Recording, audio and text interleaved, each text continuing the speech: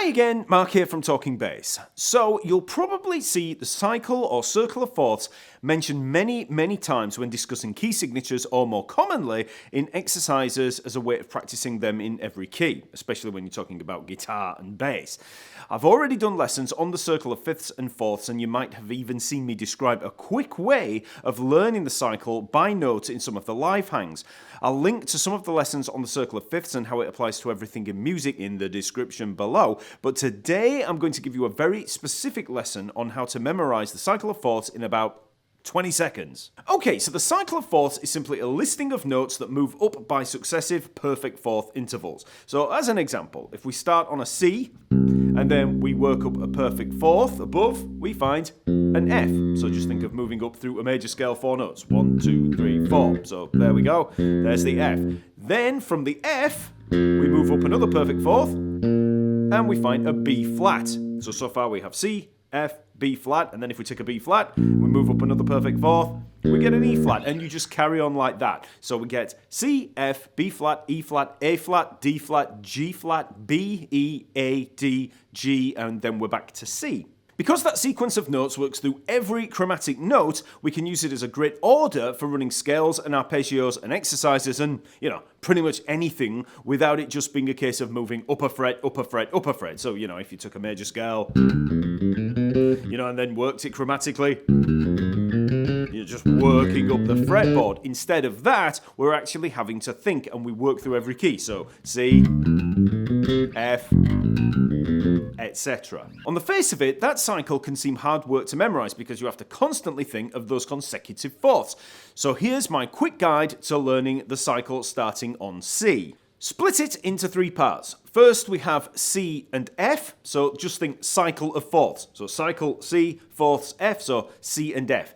Then we have the word bead, like a bead of sweat, so just think bead, B-E-A-D, and then just stick a G on the end. So we've got bead G. I know that sounds a little bit random, but just go with it. So we've got bead G, then we have it again, but the first time we have it as flats, second time as naturals. So B flat, E flat, A flat, D flat, G flat, then B-E-A-D-G.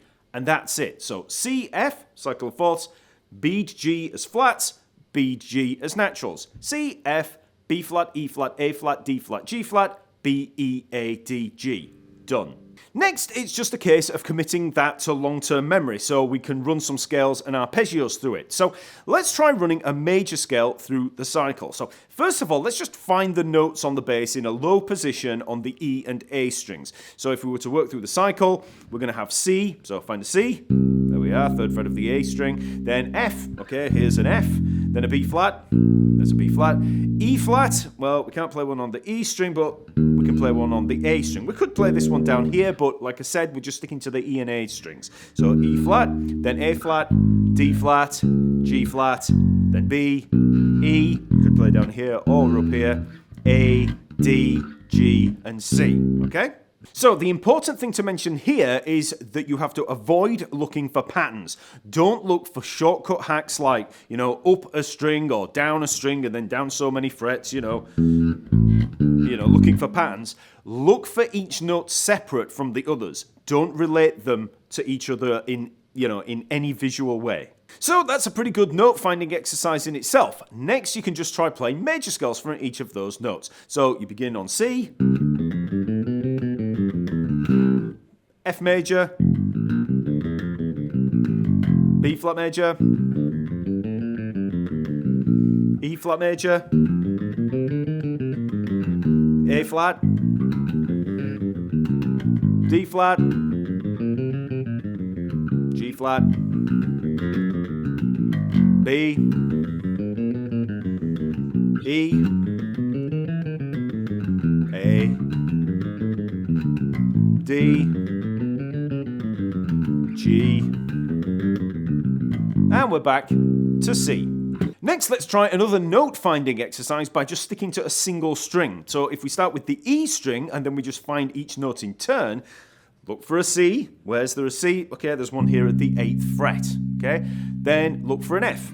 And then you just work through. So B flat, E flat, A flat, D flat, G flat, B, E, A, D, G, and back to C, so we can start again. So obviously I worked through pretty quickly there, but for a lot of you, if you don't have a good knowledge of the fretboard, you won't be able to go through that fast. So if you have any problems finding a note, pause and work it out. So to begin with, you find a C. So, if you don't know where the C is, you're going to have to work it out. G, A, B, C. Even if you have to look in a book or online, something, find that C, okay? Then you find the F. Okay, well, that's usually pretty straightforward, that first fret. And then start again. So C, there it is. F, B flat. Okay, which one's that? And then you work it out. There it is. Start again. C, F, B flat. Maybe work round that. C, F, B flat. Avoid looking at patterns. Like I said, always look for the fret. Then add the E flat. There's an E flat. C, F, B flat, E flat. Every single time that you have a problem, start again. Once you've worked through all the notes on that E string, play through that exercise a few times and you'll probably feel a lot more confident in your notes on the E string. So then you can move on to the A string. So again, work through C, F, B flat, E flat, A flat, D flat, G flat, B, E, A, D, G, and back to C, And then on the D string, C, F, B flat, E flat, A flat, D flat, G flat, etc. Then you move on to the G string, C, F, B flat, E flat, A flat, D flat, and so on. Once you have those notes down, you can start running anything you like through a cycle, starting on a single string. So you might try the major scale. C major, F major, B flat, just working up and down that string. And then you could try, let's say, a natural minor scale.